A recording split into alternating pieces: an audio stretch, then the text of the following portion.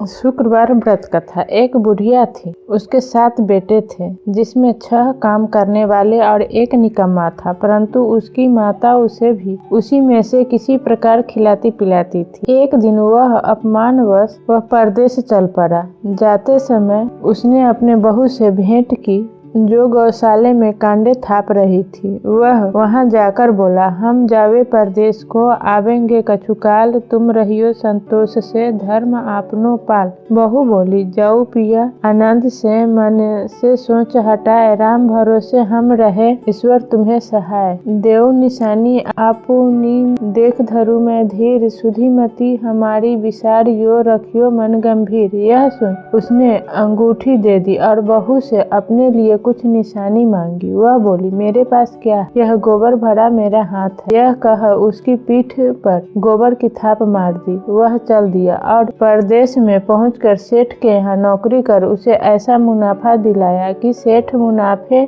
में आधा साझा कर दिया और 12 वर्षों में वह नामी सेठ बन गया। इधर सास ससुर उसकी बहू से गृहस्थी का सारा कार्य करा लकड़ी लेने को जंगल में भेजते। इस बीच में भूसी की रोटी बनाकर उसके लिए रख दी जाती और फूटे नारियल की नरेली में पानी। बहू को इस प्रकार गुजर करते हुए दिन बीता कि एक दिन उसने रास्ते में स्त्रियों को शुक्रवार का व्रत अर्थात संतोषी माता का व्रत करते देख पूछा, बहनों, यह किस देवता का व्रत करती हो? इसके करने से क्या फल होता है? यह सुनकर एक स्त्री बोली, यह शुक्रवार व्रत यानी संतोषी माता का व्रत है। इसके करने से निर्धनता का नाश होकर लक्ष्मी घर में आती है, मन की चिंताओं का भार दूर होता है और घर में सुख आता है। निपुति को पुत्र मिले, स्वामी बाहर गया हो तो शीघ्र घर आ जावे, कन्या को मन पसंद पति मिले, बहुत साल से मुकदमा चलता हो तो शीघ्र निपट जाए, क्लेश जाए, सुख शांति आवे, घर में धन जमा हो, जायदाद का लाभ हो, रोग दूर हो। इस प्रकार सभी मनोकामनाएं संतोषी माता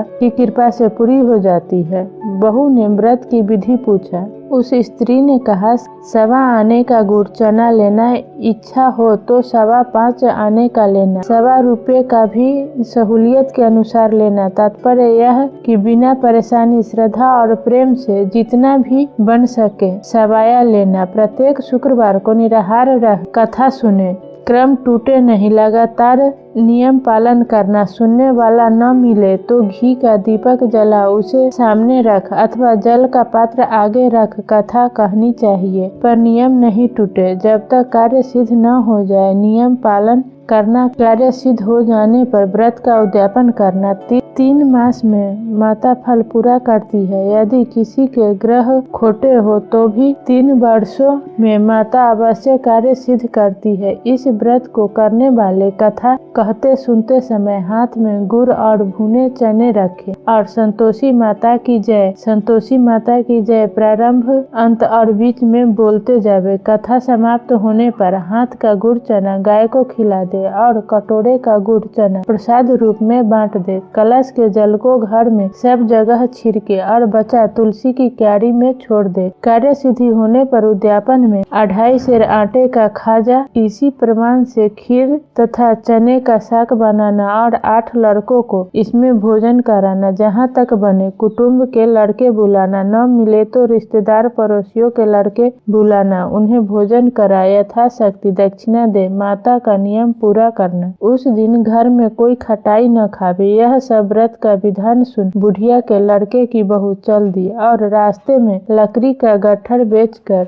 व्रत का प्रारंभ कर दिया और माता के मंदिर में जा दिन हो विनती करने लगी। माता को दया आई। एक शुक्रवार बीता कि दूसरे शुक्रवार को उसके पति का पत्र आ गया और तीसरे शुक्रवार को पति का भेजा हुआ पैसा पहुंचा। यह देख जेठ जेठानी व्यंग वचन बोलने लगे। बहू माता से प्रार्थना की कि हे माता, अपने सुहाग से काम है, फिर तो संतोषी माता की कृपा से उसका पति असंख्य संपत्ति तथा बहू के वास्ते गहना कपड़ा आदि लेकर प्रदेश से तुरंत घर को रवाना हो गया। यहाँ बिचारी बहू जब जंगल से लकड़ी लेकर माता के मंदिर पर पहुंची तो कुछ दूर पर धूल उड़ती देख माता जी से पूछने लगी, हे माता, यह धूल कैसी उड़ रही है? माता कहने लगी, पुत्री, तेरा धनी ही तो आ रहा है, अब लकड़ियों के 3 बोझ बना ले, एक नदी के किनारे रख, एक मेरे मंदिर पर रख, एक अपने सिर पर रख। यहाँ लकड़ी का बोझ देख तेरे धनी को मोह उत्पन्न होगा और वह यहाँ नाश्ता पानी बना खाकर घर जावेगा। तब तू लकड़ियों का बोझ आंगन में पटक देना और सासू से भूसी की रोटी और नरेली में पानी मांगना। फिर तो बहू ने वैसा ही किया। बुढ़िया पुत्र मंदिर से विश्राम कर अपने घर पहुंचा एवं अपने परिवार में बहू की दुर्दशा देख दूसरे घर में चला गया। अपने धनी के साथ अलग महल में 3 मंजिले पर रहने लगी और शुक्रवार आने पर सब विधि उद्यापन किया। इसमें कुटुंब के लड़के औरों के सिखाने से दक्षिणा में पैसे ले इमली खटाई खरीद कर खाए, जिससे माता कुपित हो गई। फिर बहू ने क्षमा याचना कर दोबारा उद्यापन किया और इसमें ब्राह्मणों के लड़कों को भोजन कराया। दक्षिणा में एक एक मीठा फल प्रदान किया, जिससे माताजी प्रसन्न होकर बहू को बड़ा ही सुंदर पुत्र प्रदान की। जैसे बहू को प्रसन्न होकर माता ने फल दिया, वैसे ही माता सबको फल दी। जो इस कथा को पढ़े सुने अथवा सुनावे, उसके मनोरथ पूर्ण करो। करुणामयी मां।